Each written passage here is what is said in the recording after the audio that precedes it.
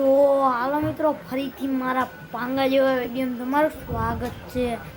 તો અહીંયા અમારા ભરત કાકા બેઠા, એને મારી ચેનલને સબસ્ક્રાઈબ કરી છે। તો હું એક કપડાં બદલાવાનું પછી હું મળું। તો દોસ્તો, મેં કપડાં બદલાવી લીધા છે। હવે મારા પપ્પા આવી ગયા, સમજો આવી રહ્યા મારા પપ્પા। અને હવે તમને હું બતાડું અમારો વરસાદ કેવી આવ્યો હતો। બરે